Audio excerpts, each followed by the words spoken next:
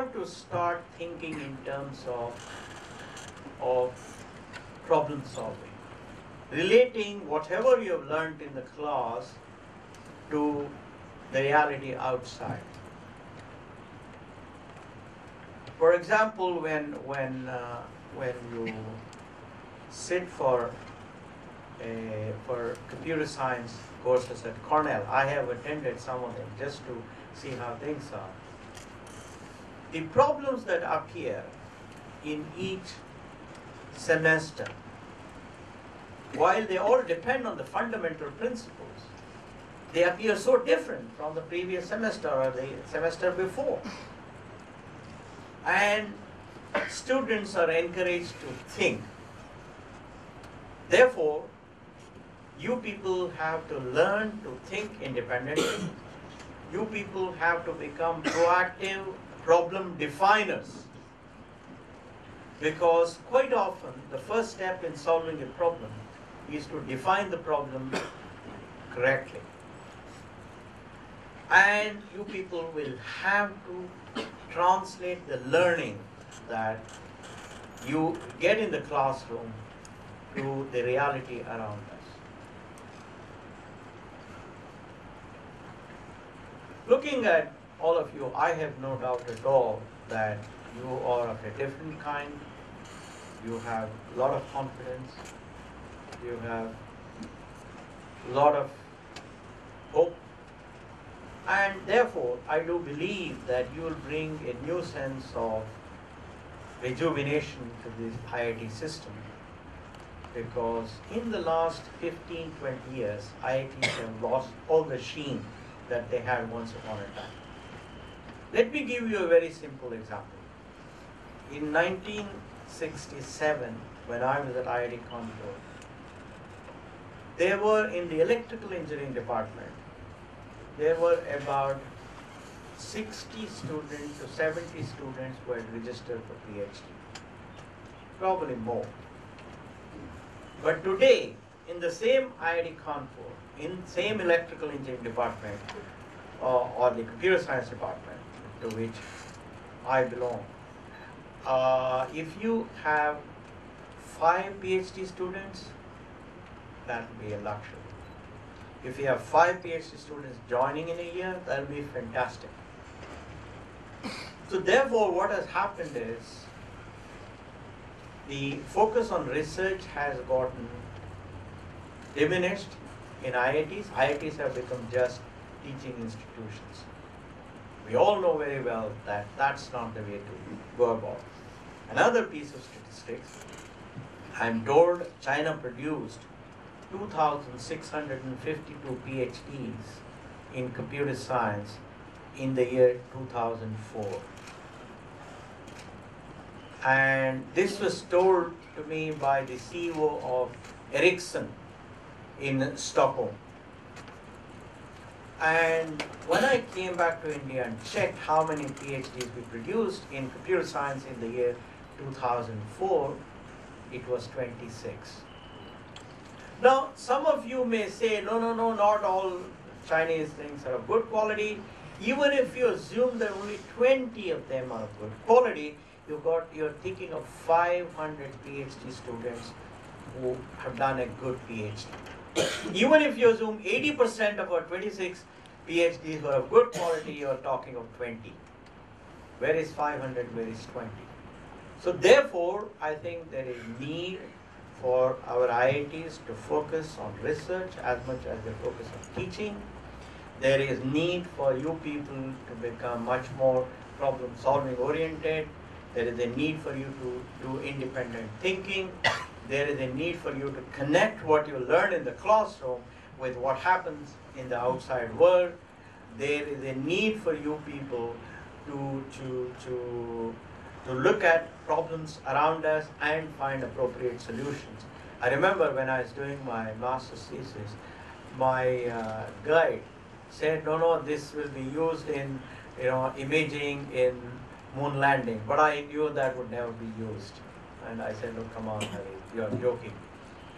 And I knew it was, finally it was not used, because even before I finished my thesis, Americans had landed Neil Armstrong on the moon. The point I'm making is this: try and solve problems around you. There are zillions problems around us. This country has probably the highest density of problems. Therefore, think of finding solutions to problem around us. For example, clean water, cheaper electricity, using solar energy, improving the efficiency of solar conversion, building better quality of roads, producing better quality of cement, because we know that our contractors in most cases tend to reduce the amount of cement used and increase the amount of sand used because of corruption. No, these are all real problems around us. Therefore, you will have to find solutions that indeed make sure that the circumstance in the circumstances that exist in this country, you would be able to still improve efficiency, improve quality, reduce cycle time, etc., etc. And let me also say one thing. Whenever I have spoken to youngsters in India, and I speak to youngsters outside India quite a lot, I don't find any difference between our youngsters here and youngsters there. But when I meet people of 40 years in India, when I meet people of 40 years outside, I find that people of 40 years in India are diffident, they have no confidence, they are less energetic, they are less enthusiastic. What it means is that our society takes extraordinary youngsters and somehow takes away confidence from them and takes away enthusiasm. But I do hope that this batch of students will be different, and I do hope that this batch of students will indeed prove me completely wrong, because that would give me extraordinary happiness to say I have come across one batch at IIT Gandhinagar which has proved all these examples wrong, and these people are going to change India, these people are going to transform India. Let me stop here and request you people to ask me questions. The general pattern, maybe for about 10 minutes, the general pattern I use is, it's always a girl who starts the first question, and then alternatively it's girl, boy, because somehow we in India, we don't allow girls to ask questions, men jump on the opportunity, and therefore we'll start with a girl. Please. Introduce yourself and then please ask. We are starting with a girl.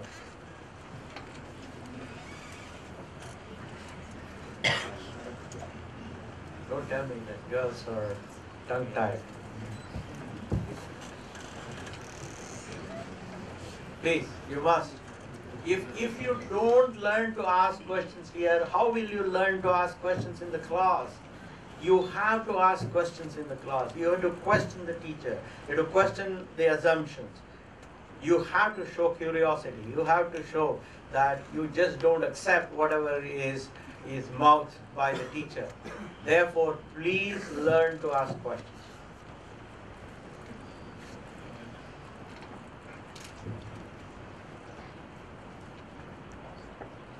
What, Sudhir? I thought the IIT Gandhinagar girls were all very smart. Girls, we are not very formal. Okay? Yeah. Just don't worry. There is no formality here. You can't speak English, speak Hindi, Gujarati. No, don't worry. Also remember one thing, no question is stupid, only answers are stupid. Therefore, I am giving the answers, so you don't have to worry. You don't have to worry. Only first year girls here. Raise hands. First year girls. Only two? Oh, wonderful, yeah. Only two? No. Young lady, get up. I want one of you to just ask something that comes to your mind. Yeah. You don't get this opportunity every day. Come on, get up. Yeah. Oh, there are two out in the front here. Please. Introduce yourself and... Hello, I'm Mihika, chemical engineering. One minute, what does Mihika mean? It's a wonderful name. It means a dewdrop. Wonderful, thanks. Yep. Good. Chemical engineering. Yep.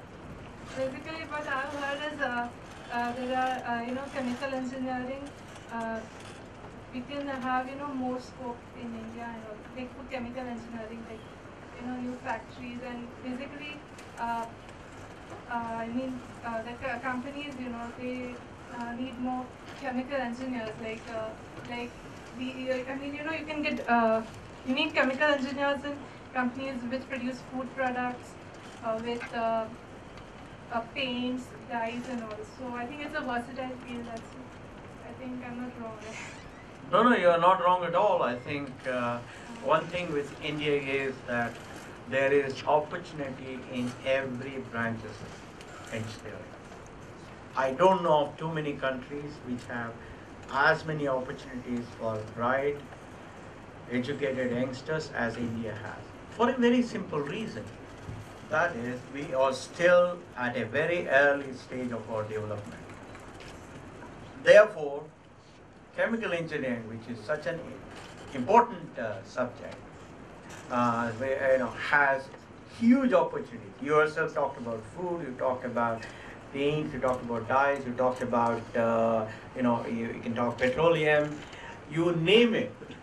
Almost everything that is organic, everything that is synthetic, that we produce has opportunities for chemical engineering. And therefore, you will have an extremely bright career as long as you translate what you learn here into problem solving, as long as you ask questions, as long as you have your curiosity intact, as long as you think of a new reality that will make your environment a better place. Absolutely. Congratulations, and you have a great future, let me assure you. Now we go to Bob. Yeah, please. Sir, you said number of PhDs are getting reduced. Do you think it is because number of folks after bachelor and masters are getting increased? Because after bachelor you can go to master, you can go to MS, you can go to MTech. So it is also possible that number getting reduced is because we are getting more scopes in other countries. No, I think that there is no doubt. The number of opportunities that youngsters have when they finish their undergraduate degree is huge. So some of them will take up jobs, some of them will go for the management studies, some of them will go for technology studies, and some amongst them will go for PhD, etc., etc. But the reality is simply this: in our country, only 11% of the students move from high school to college. In the United States, I am told it is 82%. In China, I am told it is about 22% today. What that means is you have more people going to college. Out of that larger number, a certain percentage will go for doing masters and PhD. And therefore, there is a critical mass of people who are doing research, who are asking lots of questions, who become good teachers, all of that. So the challenge we have is, how do we make sure that of the people who are finishing their high school or pre-university or whatever it is, a much larger percentage of students indeed go to college, go to technology institutes, and therefore there is a larger and larger number of students who indeed go to the PhD program. That's the point I was making. Yeah, now we go back to it. Please. Wonderful. I like this. Yeah. I'm Siksha from Chemical Engineering. We have placed